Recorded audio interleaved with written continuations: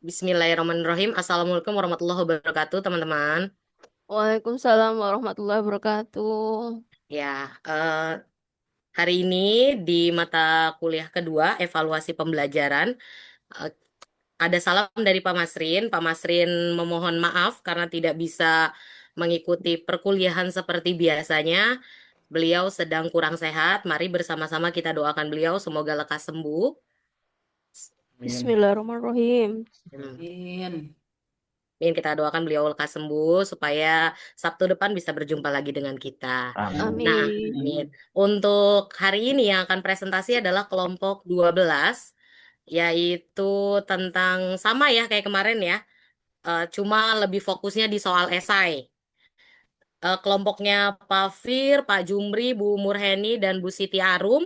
Kira-kira siapa yang mau menjadi moderator? Saya Bu. Pak Jumri. Oke, kepada Pak Jumri dipersilakan untuk memandu diskusi hari ini ya. Ya Bu, terima kasih. Saya izin share screen dulu.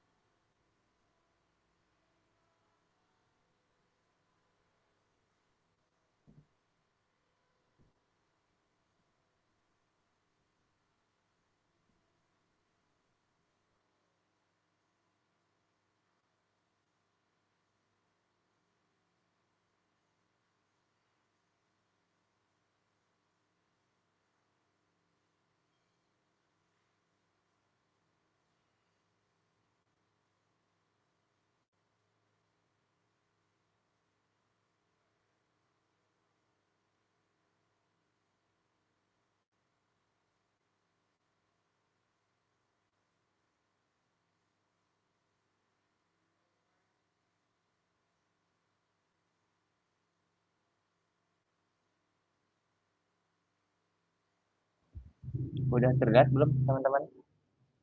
Belum ya? Sudah, Pak. Aku Sudah. sih sudah. Sudah. Aman. Sudah terlihat sangat jelas. Ya. Eh, Assalamualaikum warahmatullahi wabarakatuh. Waalaikumsalam Waalaikumsalam warahmatullahi warahmatullahi wabarakatuh. wabarakatuh. Salam. Salam sejahtera buat kita semua. Om Swastiastu, salam kebajikan, salam budaya. Alhamdulillah Rabbil Alamin. Wassalatu wassalamu ala asrofil anbiya wal mursalin wa ala alihi wassobihi ajmain. Amma ba'du. Salawat beserta salam kita limpahkan kepada junjungan kita Nabi Muhammad SAW yang telah memberikan rahmat dan hidayahnya kepada kita sehingga kita diberi kesehatan, diberi umur yang panjang, diberi rezeki yang halal, diberi semuanya untuk kita semua hari ini. Yang saya hormati Bapak dosen pengampu, Bapak Dr. Masrin. Mudah-mudahan yang saat ini yang sedang sakit disembuhkan, disehatkan, yang tadinya sehat jadi sehat kembali. Amin ya rabbal alamin. Amin. Yang saya hormati Ibu Ketua Bu Listi Kurnias Tular Kurniasih yang selalu ceria dalam memandu kita kuliah saat ini walaupun beliau sangat sibuk ya. Terima kasih Bu Listi. Iya, Yang saya sama. hormati Ibu Bu Andahara, teman-teman semuanya kelas C yang sangat hebat dan gembira. Baik, untuk menginvestasikan waktu, saya kenalkan dulu ya, soalnya takut nggak kenal ya nama-nama kelompok hari ini. Kelompok kami, kelompok 12 akan mempresentasikan tentang soal esai ya. Yang pertama Hilarius Bedi Lado, yang kedua Jumri saya sendiri, yang ketiga Murherni, yang keempat Siti Arum Maulani. Baik, saya akan membacakan latar belakang. Latar belakang dalam pembelajaran bahasa dan sastra Indonesia, penggunaan soal esai menjadi sangat relevan karena mata pelajaran ini menuntut kemampuan memahami makna, menganalisis teks, mengevaluasi informasi, dan mengekspresikan gagasan secara tertulis. Secara teoritis, penggunaan soal esai sejalan dengan taksonomi Bloom, revisi yang dikembangkan oleh Anderson dan Whitehall. Dalam kerangka ini, kemampuan menganalisis, analyzing, mengevaluasi, evaluation, dan menciptakan creating berada pada level kognitif tinggi yang memerlukan respon terbuka dan argumentatif. Baik, untuk pemateri yang pertama tentang pengertian soal esai kepada Bapak Piralus Lado, saya persilahkan. Oke, terima kasih Pak Jumri. Baik Bapak Ibu, Pak Jumri sepertinya agak sedikit gugup ya pagi hari ini. Kenapa Iya, Pak? Bu. Tegang banget kayaknya sama linguistik nih kayaknya. Betul Oke, sekali. kita lanjut ya. Sebelum kita membahas lebih jauh tentang pengukuran prestasi kompleks soal esai, kita sama-sama melihat dulu konsep teoritis dari soal esai itu sendiri. Nah, saya yakin Bapak Ibu di sini pasti sudah lebih paham ya dari saya karena sudah senior-senior. Saya mah nggak tahu sama sekali ini soal esai. Baru kali ini belajar. Nah, kita langsung saja pengertian soal esai secara umum. Em, Soal esai merupakan salah satu bentuk instrumen evaluasi pembelajaran yang mengharuskan peserta didik untuk menyusun jawaban menggunakan bahasa dan pemikirannya mereka sendiri. Nah, berbeda dengan soal objektif yang telah menyediakan alternatif jawaban, soal esai memberikan keleluasaan kepada peserta didik untuk apa nih? Untuk mengorganisasikan gagasan mereka sendiri, kemudian menemukan alasan, lalu melakukan analisis, menyusun argumentasi, serta menarik kesimpulan berdasarkan pengetahuan yang mereka miliki. Oleh karena itu, soal esai lebih menekankan proses berpikir daripada sekadar memilih jawaban yang benar, seperti pada soal objektif ya. Nah, dalam konteks evaluasi pembelajaran, soal esai termasuk ke dalam constructed response assessment atau bentuk penilaian yang menuntut peserta didik untuk membangun jawaban mereka sendiri. Nah, melalui bentuk soal ini, kita sebagai guru tidak hanya dapat mengetahui tingkat penguasaan materi dari peserta didik kita, tetapi kita juga dapat mengidentifikasi kemampuan peserta didik dalam mengintegrasikan konsep, kemudian mengembangkan ide secara logis, serta mengkomunikasikan pemikiran secara tertulis. Nah, dalam pembelajaran bahasa Indonesia sendiri, mengapa soal esai memiliki peran yang sangat penting? Karena kompetensi yang diukur tidak hanya berupa penguasaan faktor kebahasaan dan kesastraan, tetapi juga diukur kemampuan berpikir kritis, kemudian menafsirkan makna, menyusun argumen, dan mengevaluasi informasi, serta menghasilkan tulisan yang sesuai dengan kaidah bahasa Indonesia itu sendiri. Nah, dengan demikian, soalnya saya menjadi instrumen yang relevan untuk mengukur kompetensi berbahasa secara komprehensif. Selain yang sudah kita bahas sebelumnya di pertemuan sebelumnya itu tes objektif ya. Nah, next slide Pak. Kita lihat bagaimana konsep teoritis soal esai menurut para ahli. Yang pertama, menurut Anthony, soal esai merupakan bentuk penilaian yang meminta peserta didik menghasilkan jawaban tertulis dengan cara mengorganisasikan, mengintegrasikan, serta mengekspresikan pengetahuan yang dimiliki menggunakan kata-kata mereka sendiri. Nah, penilaian ini dirancang untuk mengukur kemampuan berpikir tingkat tinggi atau HOTS ya, seperti analisis, sintesis, kemudian evaluasi, dan pemecahan masalah yang tidak dapat diukur secara optimal melalui soal objektif. Nah, selain itu, soal esai memungkinkan guru memperoleh informasi yang lebih mendalam mengenai cara berpikir peserta didiknya dalam menyelesaikan permasalahannya. Lalu selanjutnya dari Susan menjelaskan bahwa penilaian berbentuk esai merupakan bagian dari classroom assessment yang memiliki keterkaitan erat dengan proses pembelajaran.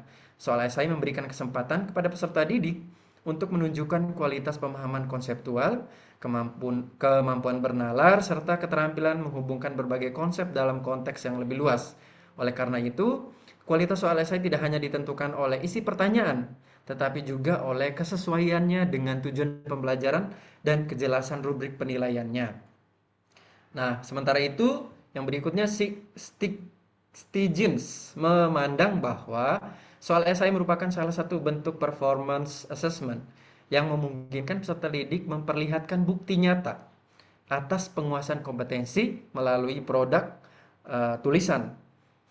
Melalui penilaian tersebut, guru dapat mengevaluasi kemampuan peserta didik dalam menginterpretasikan informasi, membangun argumentasi, serta mengkomunikasikan hasil pemikirannya secara sistematis. Nah, penilaian esai juga, Pak Jumri, dinilai mampu memberikan gambaran yang lebih otentik mengenai kemampuan akademik peserta didik dibandingkan penilaian yang hanya mengukur kemampuan mengingat informasi. Nah, dari pandangan para ahli yang sudah kita dengarkan bersama menunjukkan bahwa soal esai tidak sekadar berfungsi sebagai alat untuk mengetahui hasil belajar, tetapi juga sebagai instrumen yang mampu mengukur proses berpikir peserta didik. Oleh sebab itu, penyusunan soal esai harus memperhatikan tujuan pembelajaran, indikator kompetensi, tingkat kognitif yang ingin dicapai, serta kriteria penilaian yang jelas agar hasil evaluasi memiliki validitas dan reliabilitas yang baik. Ini saya kira Bapak Ibu sudah lebih paham ya dari saya soal penyusunan soal esai yang harus memenuhi tujuan pembelajaran, indikator kompetensi, tingkat kognitif yang ingin kita capai, serta kriteria penilaian yang jelas, dan juga bagaimana rubrik penilaiannya. Saya kira Bapak Ibu lebih paham ya. Oke, kita menunggu slide dari Pak Jupri.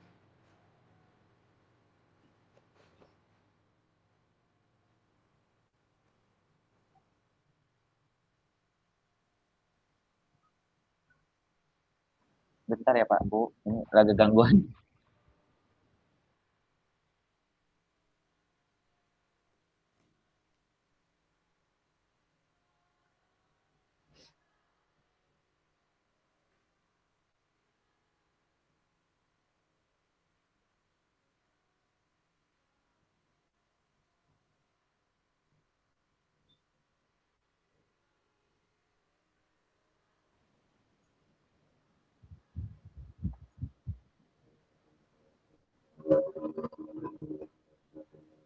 Oke,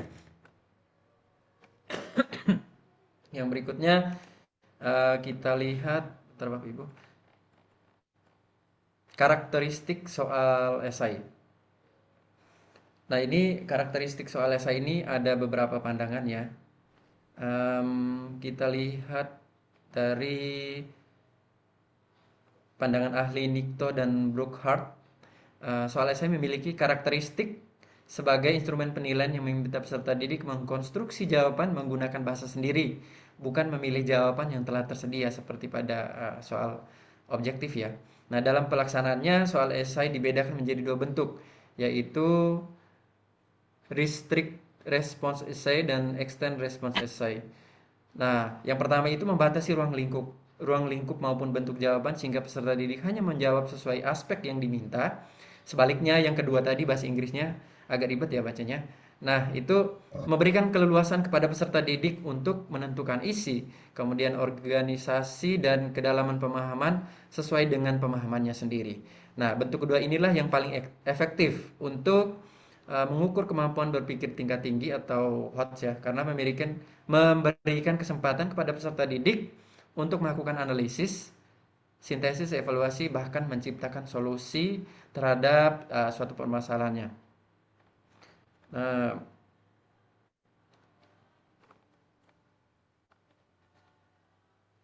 Karakteristik yang berikutnya adalah kemampuan soal esai dalam mengukur proses berpikir kompleks. Nah, berbeda dengan soal objektif yang lebih menekankan ketepatan memilih jawaban, soal esai mengungkapkan bagaimana peserta didik memperoleh suatu jawaban melalui proses penalaran. Nah, dalam menjawab soal esai, peserta didik harus menghubungkan berbagai konsep, kemudian menyusun hubungan sebab akibat, mengembangkan argumen berdasarkan bukti, serta menyampaikan kesimpulan secara logis. Dengan demikian, kita sebagai guru tidak hanya mengetahui benar atau salahnya jawaban, tetapi juga kita memahami kualitas proses berpikir peserta didik kita sendiri. Nah, karakteristik lainnya adalah adanya kebebasan peserta didik dalam mengorganisasikan jawaban. Soal esai tidak membatasi peserta didik pada satu pola jawaban tertentu selama jawaban tersebut sesuai dengan indikator kompetensi yang diukur. Nah, kebebasan ini memungkinkan peserta didik untuk menunjukkan kreativitas, kemampuan berargumentasi, gaya berpikirnya, dan kemampuan berbahasa secara lebih otentik. Nah, dalam pelajaran bahasa dan sastra Indonesia, karakteristik ini menjadi sangat penting karena kompetensi yang diukur tidak hanya mencakup penguasaan isi, tetapi juga yang diukur itu kemampuan menyusun kalimat yang efektif, penggunaan kosakata yang tepat, lalu koherensi antar gagasan, serta kemampuan menyampaikan pendapat secara sistematis. Nah, selain mengukur kemampuan berpikir, Eh, soalnya saya juga memiliki karakteristik sebagai instrumen yang mampu mengukur kemampuan komunikasi secara tertulis. Jawaban peserta didik tidak hanya dinilai berdasarkan kebenaran isi, tetapi juga, sorry Bapak Ibu.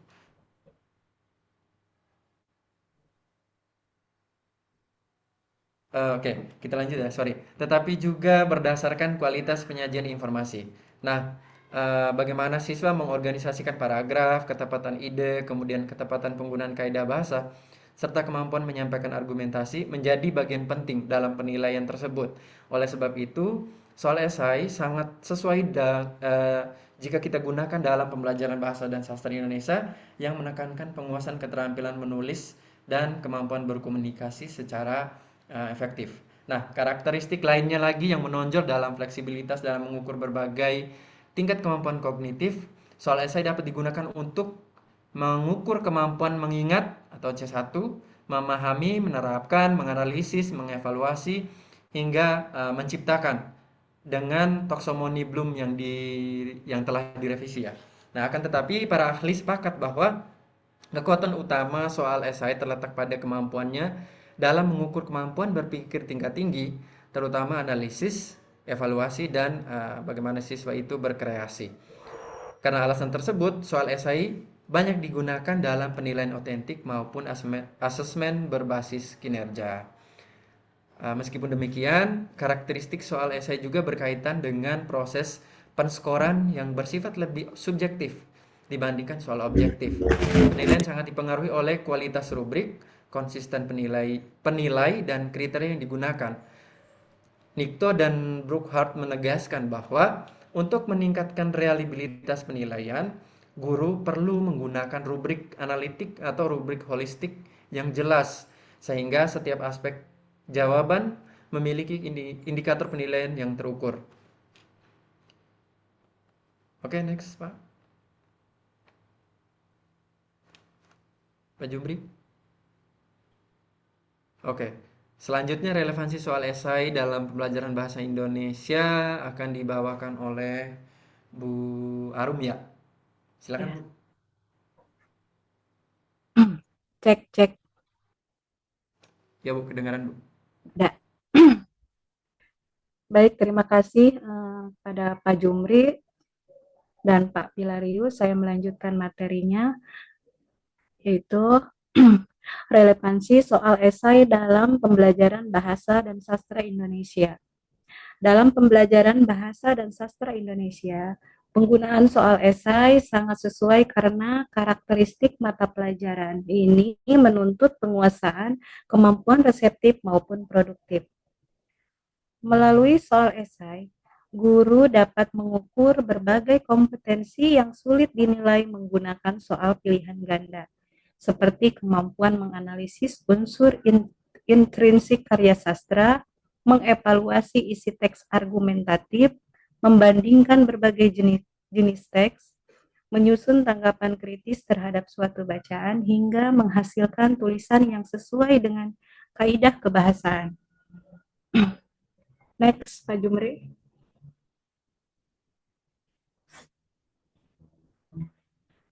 Adapun keterkaitan karakteristik soal esai dengan pengukuran prestasi belajar kompleks. Yang pertama yaitu soal esai dalam perspektif taksonomi Bloom revisi. Fokus utamanya mengukur ranah kognitif tingkat atas, yaitu berbeda dengan soal pilihan ganda yang seringkali hanya menguji ingatan. C1 atau pemahaman dasar, C2. Soal esai sangat efektif untuk menguji kemampuan berpikir tingkat tinggi. C4 menganalisis, C5 berpikir tingkat tinggi, C4 menganalisis C5 mengevaluasi, hingga C6 mencipta. Contohnya, melalui esai, siswa diminta menyusun argumen, menilai keandalan suatu data, atau merancang solusi dari sebuah masalah ilmiah. Yang kedua, hubungan soal esai dengan higher order thinking skill atau yang disebut dengan HOTS. Fokus utamanya yaitu menilai kemampuan berpikir kritis, logis, dan kreatif.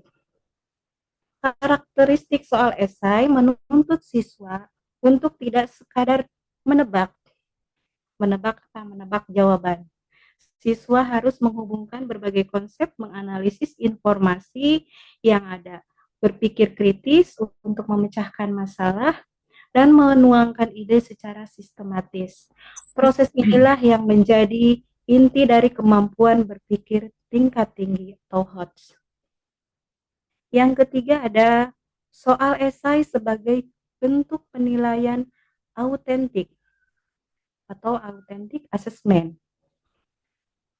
Mengukur kemampuan yang mencerminkan dunia nyata.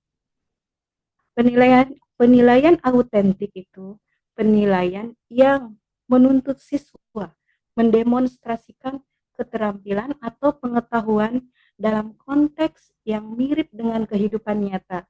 Soal esai bertindak sebagai instrumen ini karena memaksa siswa mengorganisasikan pikiran mereka sendiri, menuliskan analisis, dan mengekspresikan pendapat secara mandiri, bukan sekadar memilih opsi A, B, C, atau D. Yang terakhir ada implikasi terhadap pengukuran prestasi belajar kompleks. Dampak penggunaan esai dalam menilai hasil belajar secara menyeluruh. Karena mampu mencakup aspek HOTS dan penilaian autentik, implikasi atau dampak penggunaan soal esai membuat hasil penilaian prestasi belajar menjadi lebih mendalam, akurat, dan menyeluruh atau kompleks. Guru dapat melihat sejauh mana kedalaman pemahaman siswa, struktur logika berpikir mereka, serta kemampuan komunikasi tertulis siswa secara utuh. Oke, lanjut Pak Jumri. Selanjutnya ada jenis-jenis soal esai. Yang pertama, soal esai terbatas merupakan bentuk soal yang membatasi ruang lingkup jawaban peserta didik. Definisi di sini adalah bentuk soal esai yang membatasi ruang lingkup, format, atau isi jawaban peserta didik.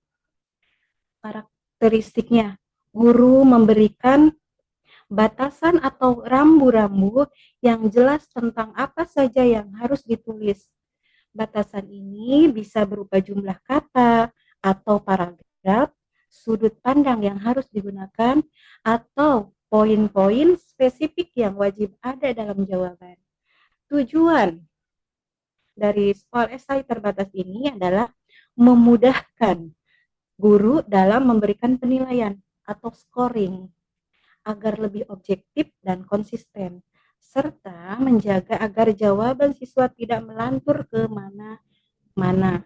Contoh soal esainya, sebutkan dan jelaskan 3 faktor utama yang menyebabkan terjadinya banjir di daerah perkotaan. Nah, siswa dibatasi hanya boleh menulis 3 faktor saja. Nah, jenis-jenis soal esai yang kedua, soal esai bebas atau extended response esai. Di sini bentuk penilaian esai di mana peserta didik memiliki kebebasan penuh untuk mengorganisasikan, memilih, dan menyatakan gagasan atau argumen mereka. Karakteristiknya menurut Brockhatt 2010 dalam slide tersebut, esai bebas adalah instrumen paling efektif untuk mengukur HOTS. Tidak ada batasan ketat pada struktur atau isi jawaban selama argumen yang dibangun logis dan relevan. Proses kognitif. Jenis soal ini menuntut kemampuan berpikir yang sangat kompleks, meliputi analisis, sintesis, dan evaluasi. Analisis itu membedakan dan mengurai komponen masalah. Sintesis menggabungkan berbagai konsep menjadi satu kesatuan gagasan baru, dan evaluasi memberikan penilaian atau kritik berdasarkan kriteria tertentu. Contoh soalnya. Bagaimanakah pendapat Anda mengenai efektivitas pembelajaran jarak jauh di Indonesia? Dan solusi apa yang Anda tawarkan untuk mengatasi kesenjangan digital antar daerah? Switching. Oke, next. Pak Jumri, lanjut.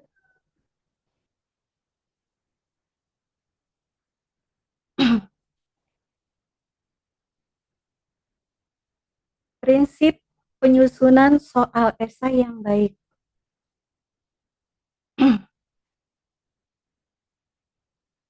Itu yang pertama disusun berdasarkan tujuan pembelajaran.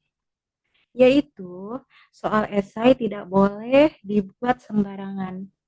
Setiap butir soal harus diturunkan langsung dari indikator pencapaian kompetensi atau IPK dan tujuan pembelajaran yang ingin dicapai dalam kurikulum. Yang kedua, menggunakan rumusan pertanyaan yang jelas. Kalimat perintah atau pertanyaan harus tegas, tidak bermakna ganda atau ambigu, dan langsung mengarah pada tugas yang harus dikerjakan siswa. Gunakan kata kerja operasional yang spesifik seperti kata jelaskan, analisis, bandingkan, atau evaluasi. Yang ketiga, mengukur kemampuan berpikir tingkat tinggi, yaitu esai esensinya adalah alat ukur kemampuan berpikir kompleks.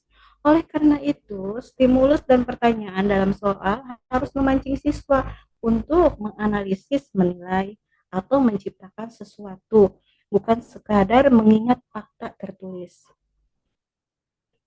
Yang keempat, memberikan petunjuk yang lengkap. Soal harus disertai informasi instruksi pengerjaan yang jelas. Misalnya, batasan panjang jawaban, aspek utama yang harus diulas, atau petunjuk teknis lainnya agar siswa tidak salah arah dalam menjawab. Yang kelima, menyusun pedoman penskoran atau rubrik, yaitu poin krusial untuk menjaga objektivitas. Guru wajib membuat kunci jawaban beserta rubrik penilaian yang detail.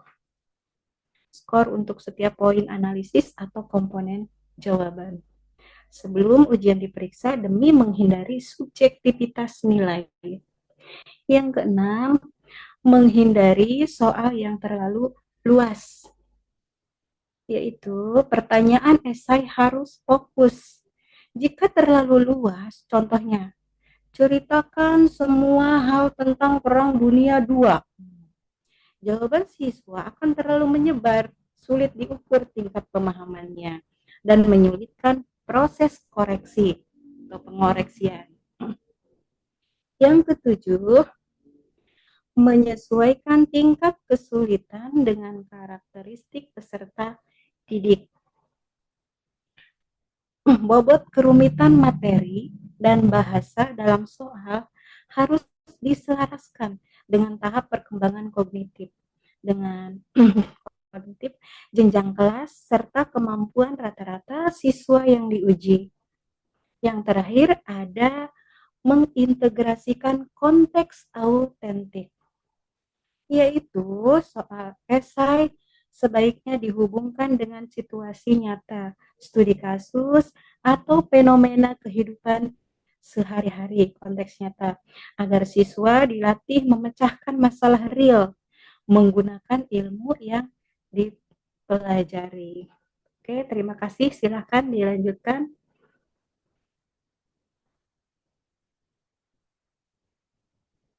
Terima kasih kepada Bu Siti Arum yang telah membacakan materinya. Selanjutnya, materi selanjutnya akan dibacakan oleh Bu Murherni. Silakan untuk Bu Murherni membacakan materinya.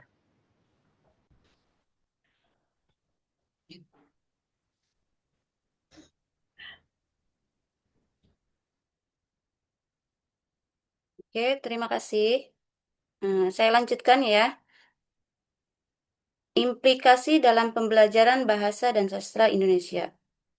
Soal esai yang disusun berdasarkan prinsip-prinsip evaluasi yang baik akan mampu menghasilkan informasi yang valid mengenai presentasi belajar kompleks peserta didik. Hal ini sejalan dengan tujuan evaluasi pembelajaran yang tidak hanya mengukur aspek pengetahuan, tetapi juga kemampuan berpikir kritis, kreativitas, komunikasi, dan pemecahan masalah. Next.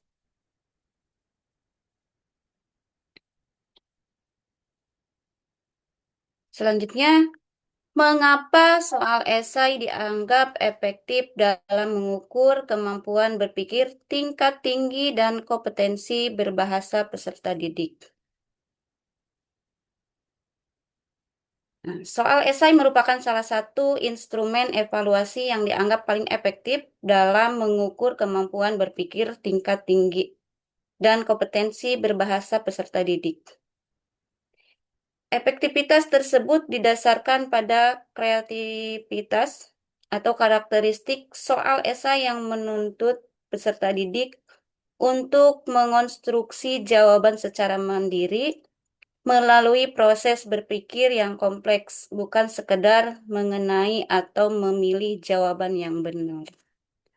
Nah, untuk mengukur kemampuan berpikir tingkat tinggi atau higher order thinking skill, menurut Anderson dan Catwork pada tahun 2001, kemampuan berpikir dalam taksonomi Bloom, revisi terdiri atas 6 tingkatan proses kognitif, yaitu mengingat, memahami, menerapkan, menganalisis, mengevaluasi, dan mencipta.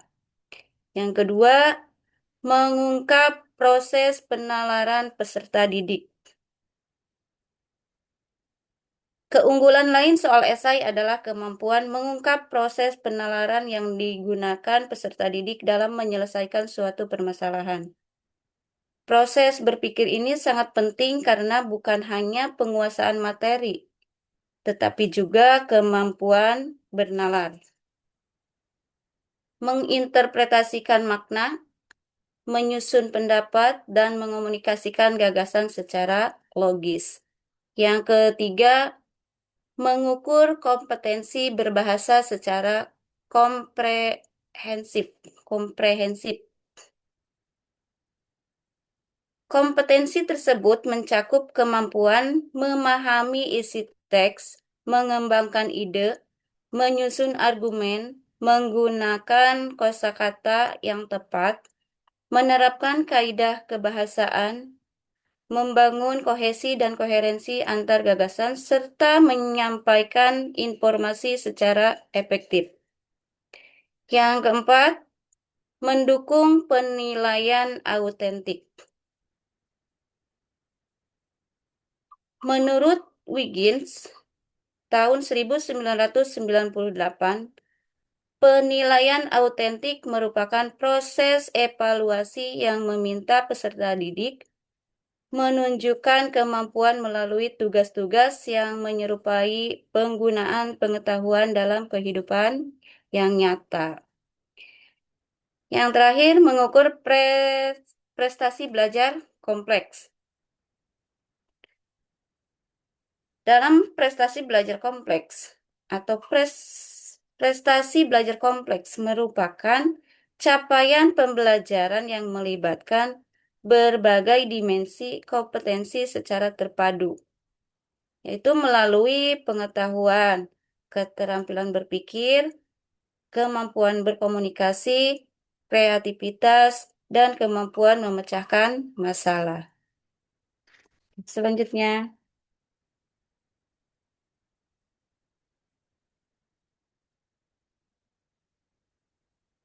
kemampuan berpikir kompleks yang dapat diukur melalui penggunaan soal esai dan evaluasi pembelajaran bahasa dan sastra Indonesia. Di sini ada beberapa, yaitu yang pertama, kemampuan menganalisis. Kemampuan menganalisis merupakan kemampuan memecahkan suatu informasi ke dalam bagian-bagian yang lebih kecil, kemudian mengidentifikasi hubungan antar bagian sehingga diperoleh pemahaman yang lebih mendalam. Yang kedua, kemampuan mengevaluasi, yaitu merupakan kemampuan memberikan penilaian terhadap suatu gagasan, informasi, atau karya berdasarkan kriteria tertentu. Yang ketiga, kemampuan mencipta. Kemampuan mencipta merupakan tingkat kognitif tinggi dalam taksonomi Bloom revisi. Kemampuan ini mengharuskan peserta didik menghasilkan gagasan, solusi, atau produk baru berdasarkan pengetahuan yang dimiliki oleh peserta didik tersebut. Yang keempat, kemampuan berpikir kritis, yaitu merupakan, atau ini ada pengertian dari menurut para ahli, menurut Brockhart tahun 2010, berpikir kritis merupakan kemampuan menggunakan pengetahuan secara efektif untuk menganalisis masalah, mengevaluasi bukti, menyusun argumen, dan mengambil keputusan yang rasional. Selanjutnya, kemampuan pemecahan masalah. Kemampuan pemecahan masalah merupakan kemampuan menggunakan berbagai pengetahuan dan keterampilan untuk menemukan solusi terhadap suatu persoalan atau permasalahan. Yang keenam, kemampuan berargumentasi. Ini merupakan salah satu kompetensi utama dalam pembelajaran bahasa dan sastra Indonesia untuk berargumen. Peserta didik harus bisa berargumentasi. Selanjutnya, kemampuan komunikasi tertulis. Kemampuan komunikasi tertulis merupakan salah satu indikator utama keberhasilan pembelajaran karena peserta didik harus mampu menyampaikan gagasan secara efektif sesuai dengan kaidah bahasa Indonesia. Jadi, kemampuan komunikasi itu tidak hanya berbicara secara langsung, tetapi secara tertulis juga. Selanjutnya,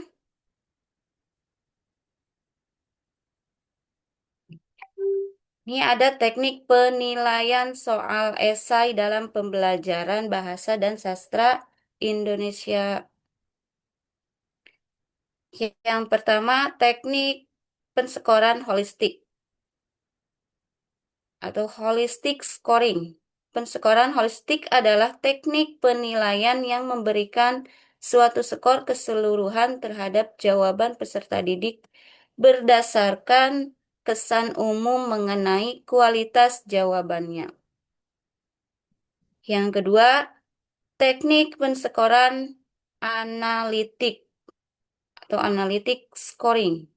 Penskoran analitik merupakan teknik penilaian yang memberikan skor secara terpisah pada setiap aspek jawaban. Yang ketiga, menyusun rubrik penilaian. Menurut Proctor tahun 2018, rubrik yang baik harus memiliki indikator yang jelas, terukur, konsisten, dan tujuan pembelajaran, serta mampu membedakan kualitas jawaban peserta didik. Yang terakhir, prinsip-prinsip penilaian soal esai. Agar hasil penilaian memiliki kualitas yang baik, guru perlu menerapkan beberapa prinsip dasar evaluasi.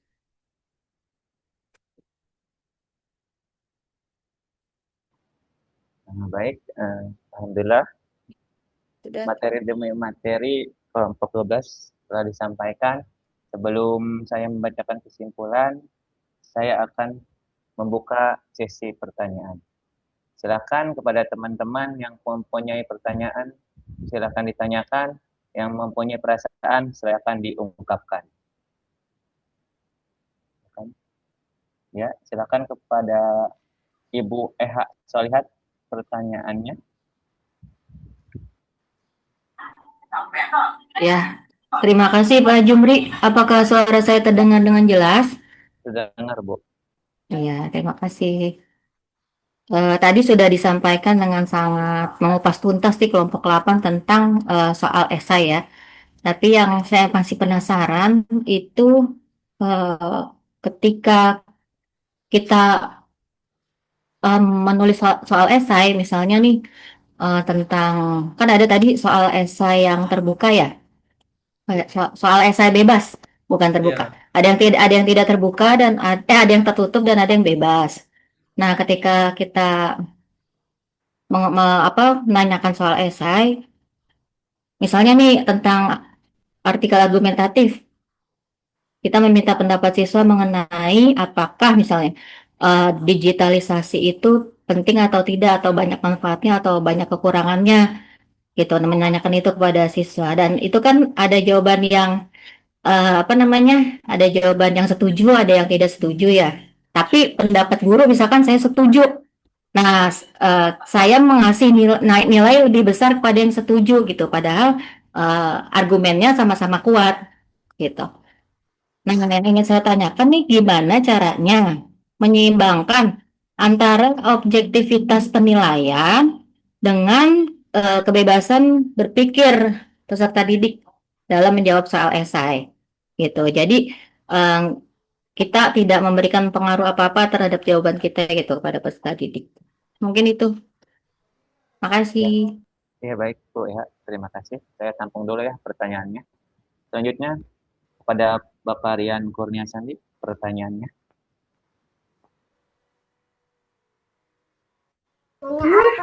Baik, terima kasih Pak Jumri. Saya ingin bertanya tentang kemampuan dalam menulis soal esai ya. Jadi yang saya tanyakan kan untuk soal esai itu kan benar-benar siswa itu dipacu untuk memiliki kemampuan berpikir yang baik ya, walaupun misalkan kemampuannya rendah. Nah, pertanyaannya adalah apakah dominasi soal esai itu dalam evaluasi ya dapat menciptakan ketidakadilan bagi peserta didik yang memiliki kemampuan berpikir baik, tetapi kemampuan menulisnya rendah.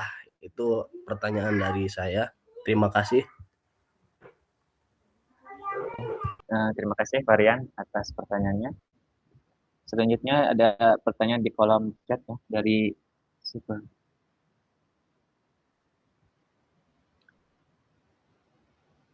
dari Ibu Dini, ya terima kasih. Dan Bu Heni.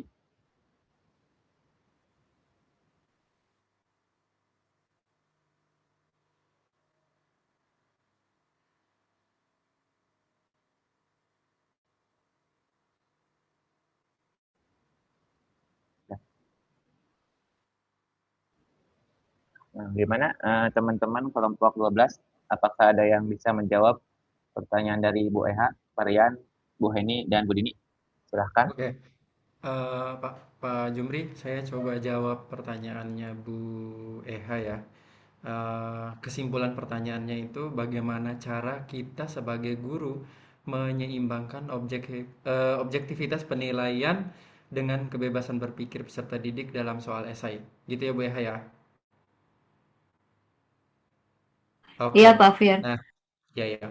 Oke, sebenarnya gini ya Bu ya, objektivitas dan kebebasan berpikir itu kan bukan dua hal yang saling bertentangan ya. Nah, itu kan sama. Nah, keduanya dapat dipadukan dengan menyusun rubrik penilaian yang jelas dan terbuka. Nah, kebebasan ini diberikan kepada peserta didik kita untuk mengembangkan argumentasi mereka, lalu memilih sudut pandang sesuai mereka sendiri dan menyusun solusi.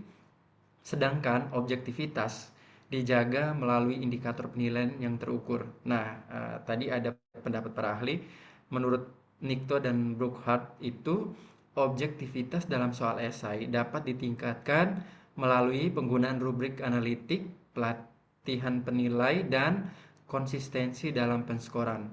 Kita sebagai guru tidak menilai apakah pendapat peserta didik sama dengan pendapatnya, tetapi menilai apakah argumentasi tersebut logis atau tidak, lalu didukung dengan bukti atau tidak, dan relevan atau tidak dengan permasalahan yang kita tanyakan.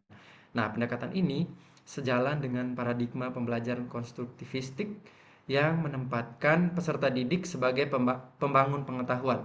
Oleh karena itu, yang dinilai bukan keseragaman jawabannya ya Bu ya, tetapi bagaimana kualitas proses berpikir yang tercermin dalam argumentasi ilmiah dari peserta didik kita itu, Bu. Kira-kira gitu, Bu. Ya, jadi rubrik penilaiannya harus jelas ya, Pak Fir ya. Iya, betul. Kita juga Jangan sebenarnya ada mentang-mentang. kita juga sebenarnya ada rubrik, Bu, di makalah kita punya, tapi Pak Jumri mungkin lupa masukin ke PowerPoint-nya. Kita punya kok rubriknya. Nanti kalau misalnya Bu Eha mau lihat, boleh nanti setelah kita upload ke drive kelas kita, Bu Eha boleh baca di sana. Atau Bapak Ibu yang Iya. lain boleh. Ya, Oke, makasih. ya makasih Bu. Terima kasih Bu Eha atas pertanyaannya dan Bapir atas jawabannya. Selanjutnya pertanyaan dari yang lain, dari kelompok 12. Siapa yang bisa menjawab? Baik, saya akan mencoba untuk menjawab pertanyaan dari Pak Rian ya. Tadi pertanyaannya, apakah dominasi soal esai dalam evaluasi dapat menciptakan ketidakadilan bagi peserta didik yang memiliki kemampuan berpikir baik tetapi kemampuan menulis rendah? Gitu ya Pak Rian ya? Ya, betul. Oke, saya coba jawab. Menurut saya, iya. Dominasi soal esai berpotensi menciptakan ketidakadilan apabila aspek yang dinilai lebih banyak berfokus pada kemampuan menulis daripada kemampuan berpikir. Dalam pembelajaran bahasa Indonesia, kemampuan berpikir memang diwujudkan melalui bahasa. Namun, peserta didik yang memiliki penalaran kuat belum tentu mampu mengomunikasikan gagasannya secara tertulis dengan baik. Akibatnya, skor yang diperoleh dapat lebih mencerminkan keterampilan menulis daripada kualitas berpikirnya. Begitu, Parian. Terima kasih. Iya, jadi intinya pada soal esai itu ditujukan kemampuan berpikir dan kemampuan menulisnya harus seimbang begitu ya, Bu. Terima kasih Bu Murheni. Ya, betul Pak. Terima kasih kepada Parian dan Bu Herni. Apakah dari kelompok yang lain ada yang bisa menambahkan atau pengalaman dari sekolahnya ingin bercerita pengalamannya tentang soal-soal esai ini? atau sudah cukup? Baik, karena sudah cukup, selanjutnya pertanyaan dari yang lain, silakan kelompok 12, apakah yang bisa jawab? Bu Siti Arum, pertanyaan dari Bu Dini atau Bu Heni, silakan. Ya, maaf tadi ke toilet dulu. Jadi Ya, kurang tahu gitu. Apa pertanyaannya Pak Jumri? Tolong diulangi, maaf. izin Bu ya dari kolom chat. Dari Di Bu Dini. kolom chat ada Bu dari Bu Heni sama Bu Dini. Ya. Saya bacakan aja Bu. Ya, boleh. Seberapa jauh penilaian autentik melalui soal esai mampu menggantikan tes standar nasional? Jadi pertanyaan dari Bu Dini. Baik, terima kasih Pak Jumri sudah membacakan soalnya. Saya akan mencoba menjawab pertanyaan dari Ibu Dini. Ya. Pertanyaannya tadi, seberapa jauh penilaian autentik melalui soal esai mampu menggantikan tes standar nasional? Nah, saya akan coba jawab. Jawabannya adalah penilaian autentik melalui soal esai tidak sepenuhnya dapat menggantikan tes standar nasional karena kedua bentuk asesmen memiliki tujuan yang berbeda. Penilaian autentik bertujuan mengukur kemampuan peserta didik dalam menerapkan pengetahuan pada situasi nyata. Sedangkan tes standar dirancang untuk memperoleh data yang seragam sehingga hasilnya dapat dibandingkan secara luas. Begitu Bu Dini. Udah, Gimana ya. Bu Dini Hedianti Runa ini? Apakah sudah puas atau belum puas? Atau teman-teman dari kelompok yang lain ada yang bisa nambahkan atau menanggapi pertanyaan dari Bu Dini? Atau sudah cukup? Bu Dini? Baik. Karena Bu Dini tidak bisa Cukup Pak, sudah dibalas itu tadi Pak. Pak, terima kasih. Ya, terima kasih. Selanjutnya pertanyaan dari Bu Heni, siapakah yang bisa menjawab dari teman-teman kelompok 12?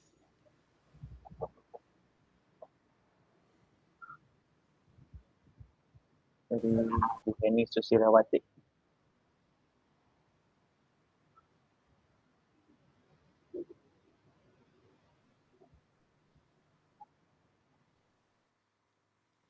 Bu Murheni mungkin Pak.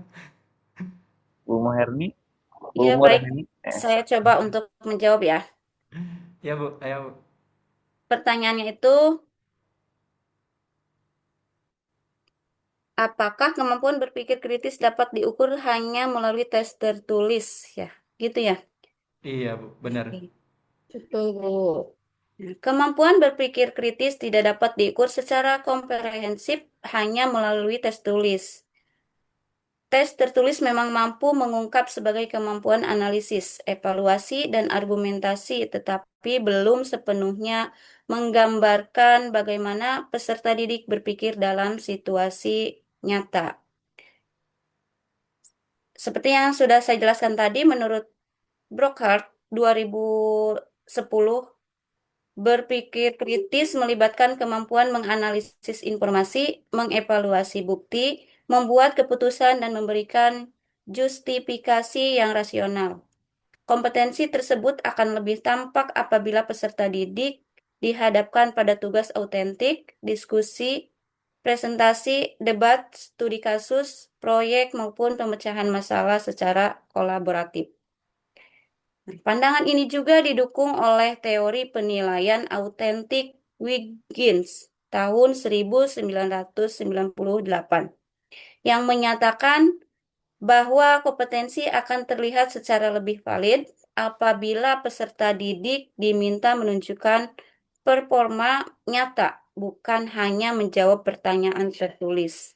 Nah, dengan demikian, tes tertulis merupakan salah satu instrumen penting, tetapi bukan satu-satunya satu-satunya cara untuk mengukur berpikir kritis. Pengukuran yang lebih komprehensif memerlukan kombinasi berbagai bentuk asesmen, sehingga guru memperoleh gambaran yang lebih utuh mengenai kemampuan peserta didik.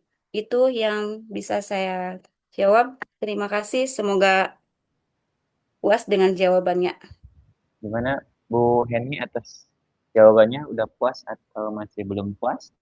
Iya Pak, terima kasih atas jawabannya. Ya, terima kasih. Karena pertanyaan sudah kelompok kami jawab semua, izinkan saya membacakan kesimpulan dari kelompok kami. Kesimpulan, soal esai merupakan salah satu instrumen evaluasi yang efektif untuk mengukur prestasi belajar kompleks karena mampu mengungkapkan kemampuan peserta didik secara lebih komprehensif sebanding dengan tes objektif. Nah, sebelum mengakhiri, izinkan saya berpantun dulu. Bu Kurniasih, Pak Suhadirman. Terima kasih teman-teman. Wassalamualaikum warahmatullahi wabarakatuh. Mantap. Waalaikumsalam warahmatullahi wabarakatuh. Kenapa Pak Dirma dibawa-bawa?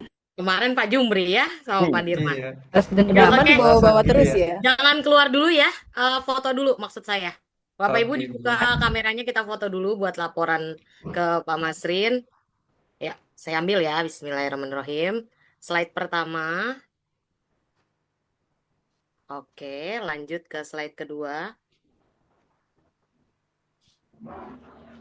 Berikutnya slide ketiga. Oke, yuk lanjut ke linguistik ya. Rekamannya dimatikan.